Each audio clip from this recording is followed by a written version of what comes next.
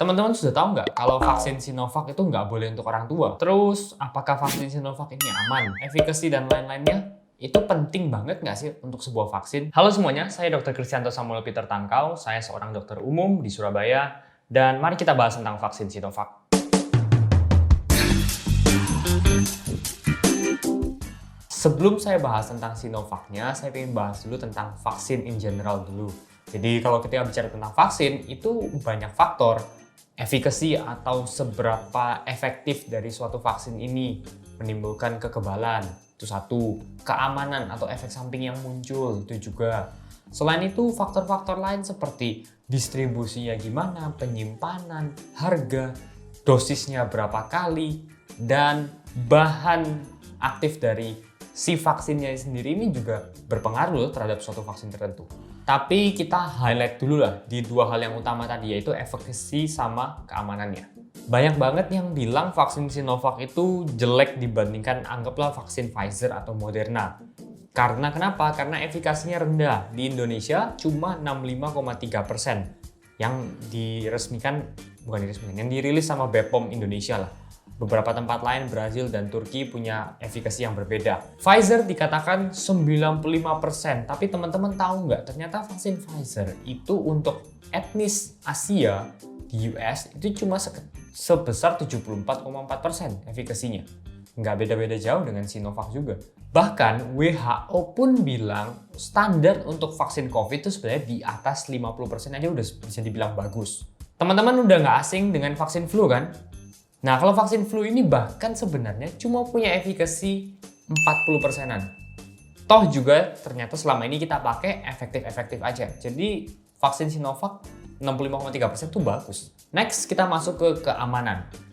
Vaksin Pfizer itu pakai teknologi yang namanya mRNA. Jadi intinya gen dari virus itu diambil dari protein antigennya, dimasukkan ke dalam tubuh kita dengan tujuan supaya tubuh kita memunculkan antibodi atau kekebalan terhadap protein antigen tersebut. Teknologi ini masih tergolong baru sifatnya. Berbeda dengan Sinovac, Sinovac pakai jenis inactivated virus. Apa itu? Yaitu adalah virusnya ini dimatikan sehingga dia tidak punya kemampuan untuk menularkan lagi.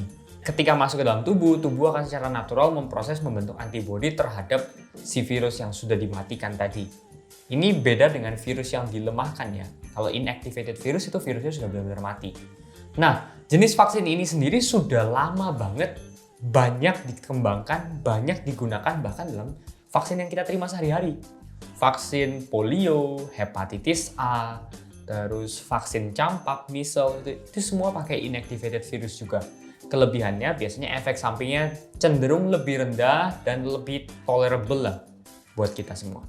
Nah, terkait efek samping, biasanya kalau yang Sinovac itu seputar demam, pegel-pegel, nyeri di daerah bekas suntikan, bengkak dan kemerahan. Ya itu aja.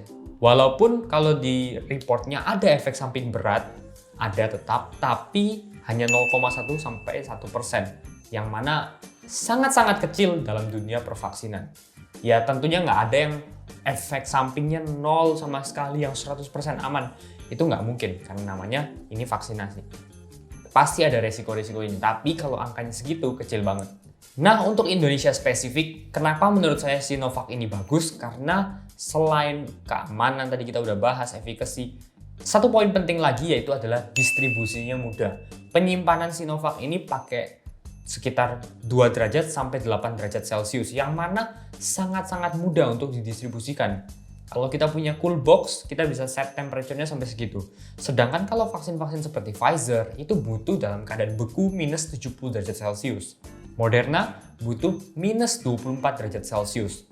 Kondisi Indonesia sangat-sangat luas, geografisnya berbagai daerah ya, sehingga distribusinya ini jadi sudah satu tantangan. Ketika ada vaksin yang mudah didistribusikan dari kota ke daerah-daerah, masuk ke pelosok-pelosok apa semua, nah tentu vaksin ini jadi jauh lebih potensial untuk di negara kita. Terakhir, vaksin Sinovac ini juga sudah halal, teman-teman nggak usah khawatir. MUI sudah mengeluarkan fatwa terkait kehalalan dan kesucian vaksin ini. Jadi teman-teman nggak perlu resah, teman-teman bisa tenang. Oke, mungkin itu aja yang saya bisa share ke teman-teman. Coba dong tolong tuliskan di kolom komentar 3 hal positif yang teman-teman bisa dapatkan dari vaksin Sinovac ini. Jangan lupa untuk like juga, share ke teman-teman yang lain, consider subscribe juga untuk mendukung channel ini jadi lebih baik. Thank you sudah nonton dan kita ketemu lagi di video selanjutnya. Bye-bye.